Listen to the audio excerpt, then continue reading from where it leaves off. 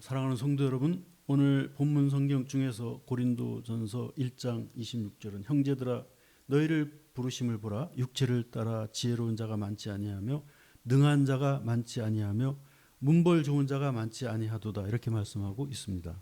그리고 이어서 이는 하나님께서 세상에 미련한 것들을 택하사 지혜 있는 자들을 부끄럽게 하려 하시고 세상에 약한 것들을 택하사 강한 것들을 부끄럽게 하려 하시며 하나님께서 세상에 천한 것들과 멸시받는 것들과 없는 것들을 택하사 있는 것들을 폐하려 하시나니 이는 아무 육체도 하나님 앞에서 자랑하지 못하게 하려 하심이라, 이렇게 말씀하고 있습니다. 저는 오늘 이런 미련한 것, 약한 것, 천한 것, 멸시받고 없는 것들을 이제 택하신 그런 또 하나의 의미로 어떤 면에서 여기에서 더 나아가서 부르심을 받은 이후에도, 아니 부르심을 받은 이후에서야 우리가 스스로 하나님 앞에서 천하고 약하고 부족하고 그리고 참 하나님 앞에서 지혜롭지 못하다는 것을 고백하고 그렇게 살아가야 된다는 의미의 말씀으로도 해석이 될 수 있지 않을까, 저는 그런 생각을 해보게 되었습니다. 하나님이 천한 것들을 택하셔서 귀하게 하시고 하나님이 약한 것들을 택하셔서 강하게 하시고 틀림없이 맞는 말씀이지만은, 그러나 여전히 그럼에도 불구하고 하나님 앞에서 여전히 천한 나 자신을 발견하게 되고 여전히 연약한 나 자신을 발견하게 될 때 그런 생각이 들더라고요. 하나님은 나를 귀하게 여겨주셨을 뿐이지 내가 귀하게 된 것이 아니구나. 하나님이 나를 하나님의 자녀의 그런 권세를 주신 것뿐이지 내가 하나님의 자녀가 될 수 있는 그런 자격과 공로와 업적이 있어서가 아니구나. 이걸 늘 생각해보는 그런 하나의 단서로서 오늘 본문을 대하는 것도 그렇게 나쁘지는 않다는 생각이 들어서 오늘 그런 면으로 여러분에게 이 말씀을 한번 소개시켜 드리려는 그런 의도로 말씀을 준비했던 것을 밝혀둡니다. 그래서 우리가 이제 왜 그렇게 생각해야 될까 하고 여러분이 의문을 가지신다면 저는 이렇게 대답할 것입니다. 하나님이 불러주셨다고 하는 그 부르심의 의미는 그 어떤 것보다도 소중하고 크고 위대하기 때문에 거기에다가 다른 거를 갖다 붙이고 우리가 예수 믿고 나서 잘 되었다, 우리가 예수 믿고 나서 모든 것이 다 해결되었다, 이런 고백보다도 나를 예수 믿게 하신 그 부르심의 은혜 그 자체가 이미 크고 위대하고 감사하고 내게는 과분하고 넘치는 은혜이기 때문에 우리가 그런 어떤 모습 속에서 뭔가를 이렇게 고백할 때 그런 외형적인 것을 자꾸 붙들고 늘어지는 그런 것을 피할 수 있는 그런 비결도 하나님이 나를 천한 데서 귀하게 해주셨다는 믿음도 귀하지만, 그러나 여전히 천한 나를 여전히 귀하게 여겨주시는 하나님 앞에 서 있는 나 자신을 발견하는 것도 이렇게 그런 의미가 있다고 이렇게 생각이 들었습니다. 아닌 게 아니라 에베소서 2장 2절 이하에 보면 그때 너희는 다 세상 풍조를 따르고 공중 권세 잡은 자, 즉 하나님의 뜻을 멀리하고 불순종하게 만드는 거짓과 어둠의 영을 따라서 육체의 욕심을 따라 지내며 육체와 마음이 원하는 것만 하면서 다른 이들과 같이 하나님 앞에서 다 본질상 진노의 자녀가 아니었더냐. 그러나 하나님이 너희를 긍휼히 여기셔서 너희를 버리지 아니하고 포기하지 아니하시고 그리스도와 함께 십자가의 죄를 사하고 그리스도와 함께 다시 살리시고 그리스도와 함께 우리에게 약속의 자녀가 되게 하신 것이 아니냐, 이렇게 말씀하고 있는 것도 그런 맥락의 말씀이라고 할 수가 있는 것입니다. 그래서 이 말씀에서도 보듯이 하나님의 우리를 구원하신 그 구원의 은혜 속에는 우리를 긍휼히 여기시고 안타깝게 여기시고 우리를 위해서 우리를 향해서 가슴 태우신 그 가분한 사랑, 받을 수 없는 사랑을 받은 그런 하나님의 은혜가 있었다는 것을 알 수가 있는 것입니다. 그리고 여기서 부르심이라는 표현을 다르게 표현하면 불러내심이라고도 할 수가 있을 것입니다. 그러니까 부르심보다 더 적극적인, 그냥 잡아서 이렇게 끌어내셨다, 이렇게 생각이 됩니다.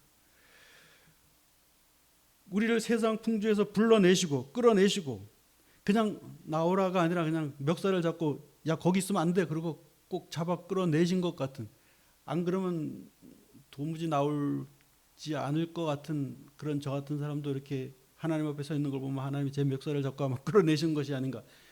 그래서 부르심을 불러내심이라고 우리가 표현해도 괜찮을 것 같습니다. 그래서 불신앙과 불경건과 불순종이 난무하는 어둠의 영들 한가운데서 끌어내시고 피할 수 없는 하나님의 진노와 심판의 권세 앞에서, 지옥의 권세 앞에서 우리를 불러내시고 그리고 우리를 하나님의 자녀를 삼으셨다는 것입니다. 그러므로 사랑하는 성도 여러분, 저는 오늘 하나님께서 이렇게 우리를 불러내셨을 때, 아까 처음에 초두에도 말씀드렸지만 우리를 뭐 엄청나게 무슨 뭐 그런 그 세상의 그런 부귀영화와 같은 그런 길로, 아, 넌 예수 믿었으니까 너는 부자가 돼야 돼, 너는 예수 믿었으니까 너는 높은 자리를 차지해, 이러면서 뭐 자리를 하나씩 주거나 그런 분이 아니라는 사실에 우리가 한편으로는 실망하겠지만 한편으로는 감사하게 생각해야 된다는 것입니다.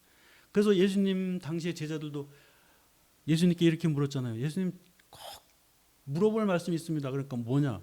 하나님 나라에서 제하고 나하고 누가 더 높은 자리에 앉을 것입니까? 하나님 누가 더 높은 자리에 앉히실 것입니까? 누구를 더 앉히실 것입니까? 그때 예수님이 막 뭐라 그랬잖아요. 너희 중에 큰 자가 되려고 하거든 먼저 작은 자가 되고, 섬김을 받고 싶으면 먼저 섬겨라, 이런 말씀하면서 나무라신 장면도 나오는데, 우리가 하나님의 부르심을 받아서 우리가 서 있는 자리가 어딜까? 정말 호화롭고 화려하고 정말 사람들이 다 박수 쳐주고 사람들이 다 부러워하는 그런 자리일까? 그건 아닌 것 같습니다. 하나님은 어떤 면에서 그 반대로 우리를 불러서 우리를 빈들에다 세워주시는 분이 아닌가, 그런 생각을 해보게 됩니다. 빈들이라고 하는 것은 성경에 나오는 광야의 다른 표현이기도 하며 황무지라고도 부를 수 있는 그런 것입니다. 하나님이 당신의 백성들을 세상 풍조와 어둠의 영들과 피할 수 없을 하나님의 심판에서, 하나님의 지옥의 권세에서 불러내셔서 빈들에다 세우시는 경우는 출애굽기에서 모세가 그 하나의 그 중요한 단서가 되고 예가 될 수 있습니다. 여러분, 모세가 누굽니까? 모세가 이스라엘 백성들을 430년의 노예살에서 이끌어낸 지도자 아닙니까? 그런데 모세가 태어날 때 그 당시 이상하게도 애굽 왕국에 아들들이 없었어요. 왕자가 굉장히 귀했어요.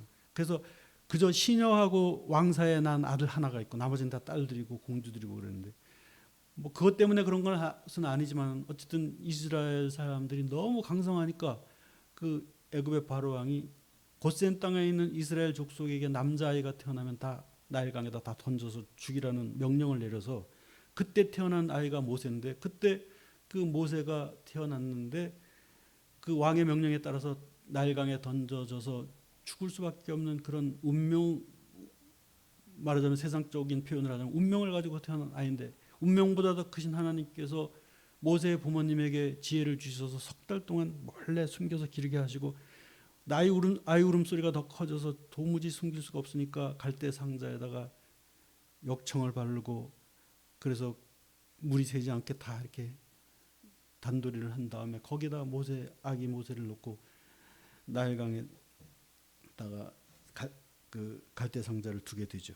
마침 갈대 상자가 머무는 그곳에 바로의 딸 하셉슈트 공주가 목욕하러 왔다가 갈대 상자를 들여다보니 엄마 없는 아기가 홀로 울고 있는 것이 너무나 불쌍한 마음이 들어서, 하나님이 아마 엄청 불쌍한 마음을, 그거 아니라도 그냥 불쌍할 텐데 하나님이 그냥 더 강력하게 그 마음을 만지신 것 같아요. 도무지 히브리 아이라는 것을 알면서도 그 모세를 데려다가 양자를 삼죠. 그리고 그 하셉슈트 공주는 이후에 자신의 남편이 죽은 후에 애굽 왕이던 남편의 시녀와의 사이에서 낳은 아들이 어린 나이에 왕위에 오르자, 그 아들이 그 자기 남편이 시녀하고 난 사이에 낳은 아들이 모세보다 한 3살 정도, 2-3살 많은 그런 상황이었습니다. 근데 그 남편이 죽고 그 남편이 시녀와의 사이에서 낳은 그 아들이 왕이 되자, 그 아이가 어렸기 때문에 섭정을 시작하게 되죠. 어린 나이에 왕위에 오른 그녀의 남편이 시녀와의 사이에 낳은 투트모스 3세를 이제 그 섭정하면서 뒤에서 조정하면서, 어머니니까 어쨌든 그래서 이스라엘을 다스리다가 역사가들에 의하면 그 어머니가 왕이 되어 버렸어요. 어머니가 워낙 똑똑하니까. 그래서 애굽 백성들이 그 하셋슈트가 여왕이라고 이렇게 믿고 또 그 하셋슈트도 막 왕의 복장을 하고 다니고 그랬습니다. 근데 이 모세를 굉장히 귀여워했던 것 같아요. 그러니까 이제 비교가 되겠죠. 비교했을 때 자기 남편이 시녀와 사이에서 나온 그 아이 대신에 모세를 왕으로 갈아치우려고 그렇게 계획을 하고 있었다고 보여집니다. 거의 그런 것 같아요. 그런데 모세가 사고를 치게 되죠. 무슨 사고를 치냐면 그 자기 동족이 있는 고센 땅에 순찰을 갔다가 평복을 하고 몰래 암행 순찰을 갔다가 그 애굽의 고위 관리가 히브리 사람을 막 학대하고 때리고 못살게 구는 것을 보고 그것을 이렇게 말리다가 부지중에 그 애굽 사람을 죽이게 되죠.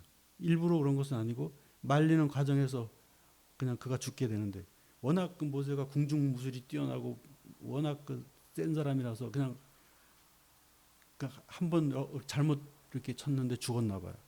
그래서 안 그래도 모세를 이렇게 그 위험 인물로 보고 있던 그 투트모스 3세 측근들이 모세를 이제 이거를 계기로 해서 이제 해롭게 하려고 하는 것을 알고 모세가 미디안 광야로 도망을 갑니다.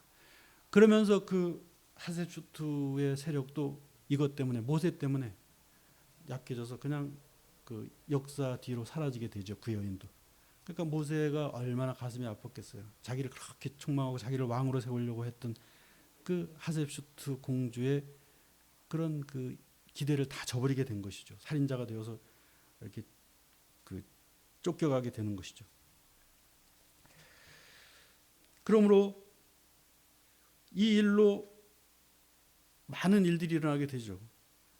모세가 거의 제가 볼 때는 거의 99.9% 그 이 하셋슈트 공주 그 여왕의 손에 의해서 모세가 왕이 되어야 되는 그런 상황에서 사고를 치고 도망가게 되니까 이 하셋슈트도 기반을 잃어버리고 역사의 뒤로 사라지게 되고 그런 과정 속에서 가슴 아픈 그런 그 심정을 가지고 모세는 미디안 광야에 살게 됩니다. 그러므로 모세가 부르심을 받은 곳은 미디안 광야 호렙산 떨기나무 불꽃 이전에 그가 왕자의 신분이었던 때 하나님이 왜 그런 식으로 부르셨는지 우리가 다 알 수는 없지만 그렇게 부르셨습니다. 그러므로 왕궁에 있을 때 그렇게 불러내신 것입니다. 하나님이 일부러 살인사건을 만들어내시지는 않았겠지만 하나님이 모든 추이를 보다가 모세를 거기서 왕궁에서 끌어내는 계기로 삼으셨던 것이죠. 네가 거기서 왕 노릇해봐야 뭐하겠느냐. 그리고 사명 있는 자로서의 모세를 미디안 광야에다 갖다 놓은 것이죠. 그리고 떨기나무 불꽃 가운데 40년이 지난 후에 거기는 모세가 부르심을 받은 것이 아니라 보내심을 받은 것이죠. 너는 바로 왕에게 가라. 가서 내 백성을 끌어내는데 협조하라고 하나님의 말을 전하라. 그렇게 되는 것이죠.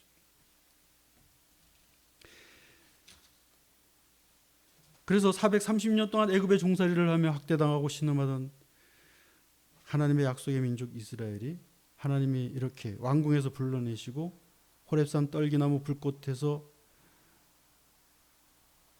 가라고 애굽으로 가서 사명을 감당하라고 지명하신 모세의 지도 아래 애굽을 벗어나서 자유와 해방을 누리게 되고 이것은 하나님의 그런 뜻 안에서 이루어진 일이라고 우리가 그렇게 크게 고백할 수 있을 것입니다.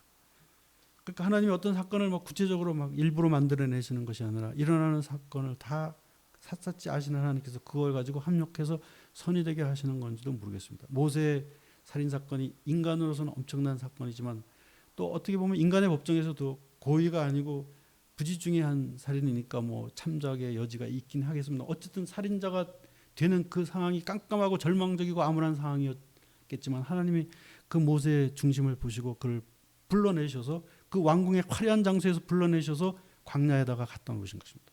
제가 아까 우리를 불러내셔서 어디에다 놓으실까? 화려한 곳에다 놓으실까? 아닙니다. 오히려 화려한 곳에서 우리를 불러내셔서 우리를 그 빈들에다가 세우시는 분이라는 것을 모세를 통해서 저는 그런 생각을 해보게 되었던 것입니다. 누가복음 3장 1절에는 당시 제사장 사갈의 아들이었고 역사적으로는 자세히 알려진 바는 없다 해도 그의 언어 구사와 그 어떤 그런 리더십과 세상을 바라보는 지식의 깊이 등을 견주어 볼 때 그 가족과 친지와 예수의 사촌지간이었습니다. 세례요한이 예수와 사촌지간이었고, 하여튼 그 이웃의 총망을 한 몸에 받을 만한 소년이 세례요한이었던 것 같아요. 그러니까 일단은 똑똑했던 것 같아요. 왜냐하면 그가 빈들에서 이스라엘 백성들에게 말하면서 다 설득을 당했거든요. 아, 저 사람 말이 맞다. 우리가 지금까지 잘못 알았다. 그리고 구름대같이 세례요한 앞에 몰려들었던 걸 보면 그의 언어 구사력과 그의 지식과 그의 깊은 그런 심장을 볼 때 그가 보통 사람은 아니었던 것은 우리가 충분히 알 수가 있죠. 그런데 하나님은 세례요한을 이렇게 총망받는, 그리고 제사장의 아들이라고 하는 그런 자리에서 불러내셔가지고 세례요한을 어디다 갖다 놓습니까? 빈들에다가 세우십니다. 아무도 없는 빈들에다 세워놓고 여기서 외치라. 사람들에게 가지 마라. 사람들이 빈들로 올 것이다. 그래서 빈들의 광야의 예언자, 광야의 사람, 광야에서 외칠 때 사람들이 다 광야로 몰려들어서 그 세례요한의 말을 듣고 회개하고 눈물 흘리며 가슴을 치면서 통회하면서 아, 우리가 하나님 앞에 잘못 살고 있구나, 그거를 깨닫게 하실 때 빈들에서 외친 선지자가 바로 세례요한이었던 것입니다.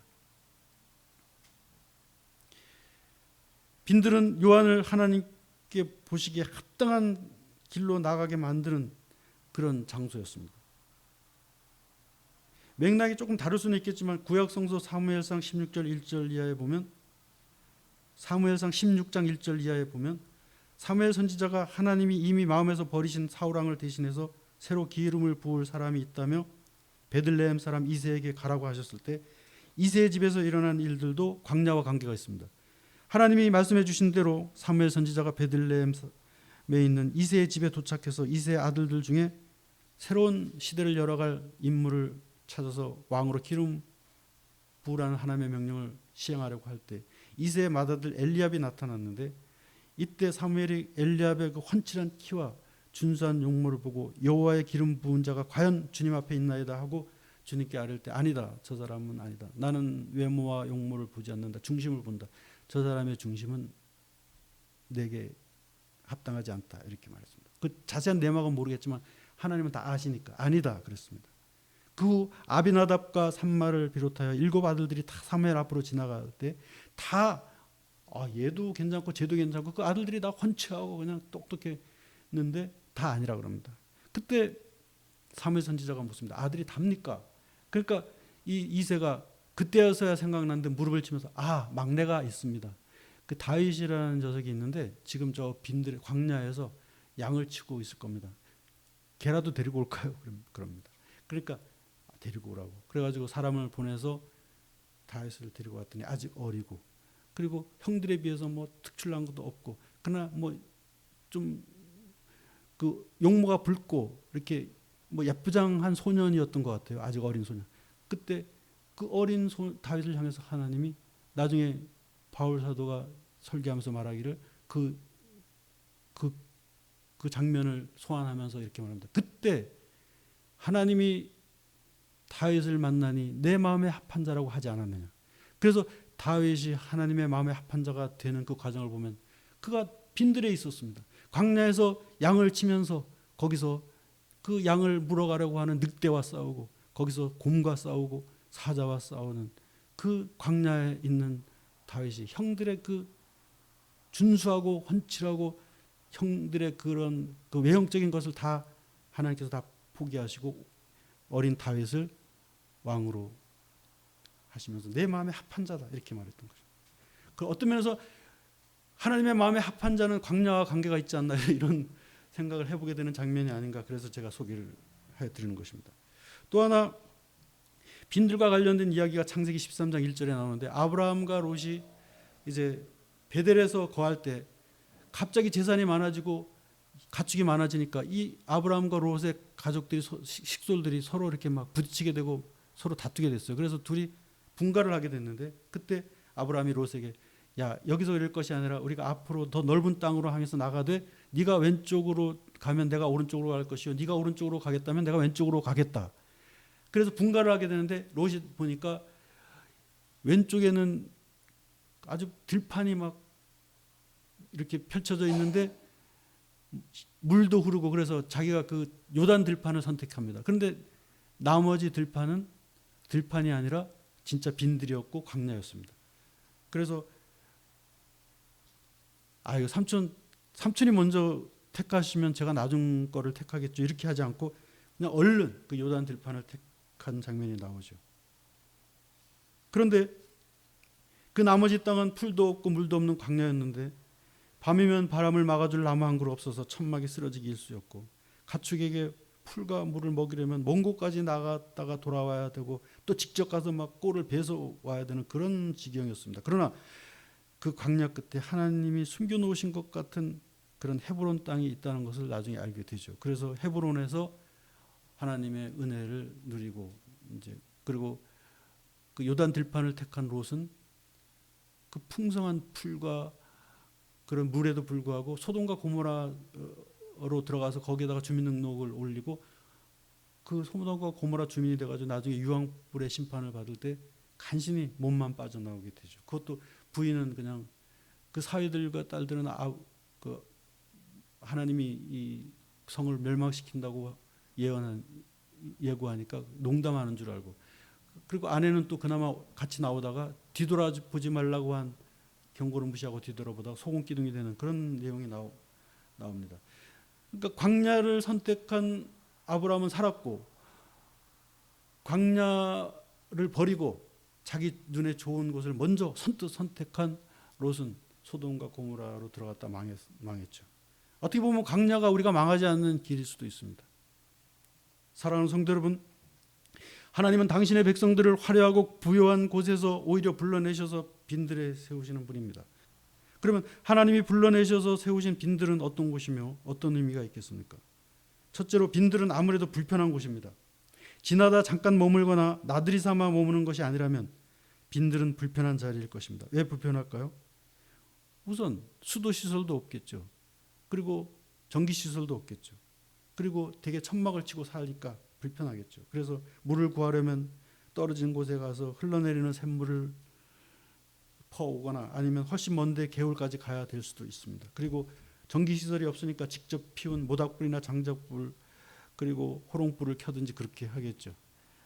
그 물 단수되면 엄청 불편하잖아요. 그리고 전기 나가면 또 얼마나 불편합니까? 거기는 아무것도 없는 곳이죠. 그러나 빈들은 그래서 추억이 있고 그래서 서로의 얼굴을 마주 볼 수 있고 그래서 서로 말을 많이 할 수 있고, 세상에 아파트가 없는 거하고 있는 거하고 얼마나 차이가 있을까요? 아파트가 있으면 옆집하고도 얘기하기가 쉽지가 않아요. 오래 살아도. 그 아파트 구조가 그렇더라고요. 근데 시골 가면 이렇게 대문을 다 열어놓고 있으니까 말하기 싫어도 자꾸 얼굴이 보이니까 말하게 되는 것이죠. 그러니까 이 빈들은 서로 이렇게 자꾸 마주치게 되는 것입니다.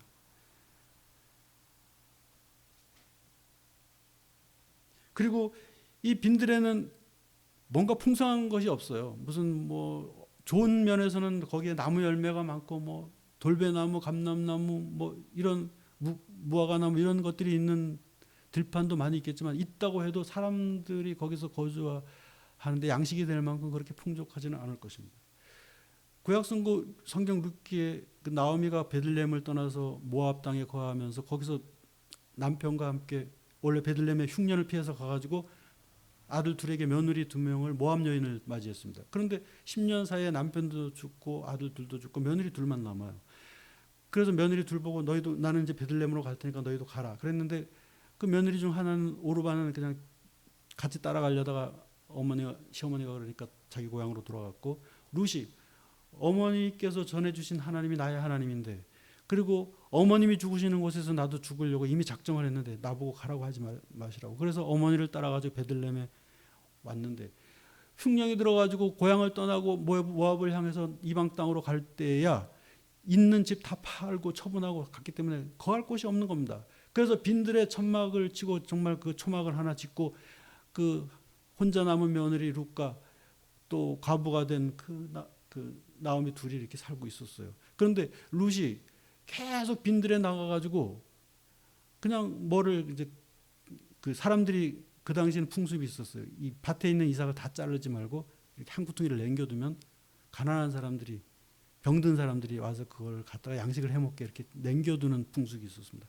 그래서 그 사람들이 남겨준 이삭을 잘라다가 시어머니를 각진히 봉양하는데 그 들판에 밭을 가지고 있던 보아스라고 하는 유력한 청년이 이 룻을 보고 반하게 됩니다. 하나님이 반하게 하셨는지 몰라도. 그래서 이 룻이 그 보아스와 만나는데 이 나오미가 그 인맥을 활용해 가지고 베들레헴 살았던 사람이니까 그래서 보아스와 연결되게 해줘서 자기 며느리가 그 보아스의 아내가 되게 합니다. 그런데 이 보아스와 룻이 낳은 그 요벳이라고 하는 아들이 바로 다윗 왕의 할아버지입니다. 다윗 왕 아버지가 이새고 이새의 아버지가 요벳이고 요벳의 아버지가 보아스입니다. 그러니까 증조 할머니가 되죠, 룻이. 그리고 다윗의 자손은 예수 그리스도이고, 그러니까 예수 그리스도의 조상이 되는 것이죠. 빈들에서 시어머니 혼자 남은 시어머니를 위해서 빈들에서 그 결핍과 배고픔 속에서 남의 이삭을 잘라다가 시어머니를 먹였던 그 광야의 룻이 예수의 그런 조상이 되는 것입니다. 여자임에도 불구하고 이방 여인임에도 불구하고 다윗의 조상이 되고 그리스도의 조상이 되었습니다. 룻의 경우처럼 예수 그리스도의 조상은 아니지만 그리고 여자가 아닌 남자이지만 우리나라에서 빈들이 주는 결핍을 철저하게 겪은 한 사람의 이야기를 제가 알고 있습니다. 바로 몽실언니라고 하는 동화를 쓴 권정생 선생입니다. 권정생 선생을 연구하는 그 홍인표라고 하는 학자가 인터넷 언론 매체에 쓴 글을 보니까 권정생 선생은 그가 일본 도쿄 빈민가에서 일제시대 때 1937년에 태어나서 가족들이 판잣집 빈민가 새방에서 살면서 방세를 제대로 못 내고 그러다가 해방 다음 해인 1946년에 귀국한 후에 너무 가난해서 가족들이 다 뿔뿔이 흩어졌는데 아버지가 그래도 결사적으로 어떻게 그 안동에 있는 일직면에서 소작 농사를 짓게 되면서 다시 가족을 모아서 살게 됩니다. 그래서 1953년 16세라는 늦은 나이에 안동 일직초등학교를 1등으로 졸업했지만 돈이 없어 중학교를 들어가지 못했습니다. 그런데 사실은 그 어머니가 몇 년 전부터 그 아들이 똑똑하고 공부도 잘하고 머리가 좋은 걸 알고 중학교를 보내려고 행상을 하고 돈을 많이 모아놨는데 그 6.25 전쟁 여파로 100분의 1로 돈의 가치가 줄어들어가지고 원래는 그 모아둔 돈이 중학교를 보내고도 남을 그 당시 소 3마리를 사고도 남을 돈이었는데 염소 새끼 1마리 살 수 없는 그런 돈으로 줄어들어가지고 결국 못 보냈죠. 그래서 1등으로 졸업하고도 중학교를 못 간 이 권정생 선생이 나중에 그냥 폐결핵까지 걸려가지고 온갖 질고를 평생 지고 살다가 동생을 결혼시키고 혼자 남게 된 1968년 2월에 안동 일직교회에 종직이가 되어서 교회 문간방에서 살기 시작합니다. 그래서 거기서 동화를 쓰기 시작하는데 저도 이 권정생 선생이 쓴 그 몽실언니를 읽어보고 또 하나님이 우리 옆집에 있네요 이런 몇 권을 제가 읽어본 기억이 납니다만 우리나라 동화 작가 중에서 가장 인세를 많이 받는 그런 작가입니다. 그런데 자기가 그렇게 인기 작가가 되고 나서도 그 종직이로서 교회 문간방에 살다가 옮긴 데가 어디냐면 거기서 가까운 곳에다가 5평짜리 자기가 흙집을 지어놓고 스레트 지붕을 지어놓고 그리고 지금도 그 사람들이 많이 와서 막 울고 간다 그러더라고요. 그 문 위에다가 종이로 자기 문패를 써가지고 종이로 쓴 문패를 갖다 붙여놓고 그리고 화장실은 저기 좀 조금 떨어진 곳에다 재래식으로 지어놓고 그리고 하얀 고무신 하나 남겨놓고 인세 12억 원을 나는 어린아이에 대한 글을 써서 돈을 벌었으니 이 돈을 전부 어린아이를 위해서 쓰라. 그러고는 12억 원을 남기고 잡고 했죠. 그러면서 그는 한 번도 누리는 자로 살지 않고 그리고 나중에 그가 죽고 나서 동네 사람들이 깜짝 놀랐다 그래요. 사람들이 와가지고 왜 저렇게 울고 있나 그랬더니 그 권정생 선생의 진심이 통하니까. 그런데 사람들이 몰랐다 그래요. 한 달에 그렇게 인세가 막 1,000몇백만 원씩 들어오는 작가인 건 그냥 시골 노인인 줄만 알았다고 그러더라고요. 그는 끝까지 광야에서 살다가 죽었습니다.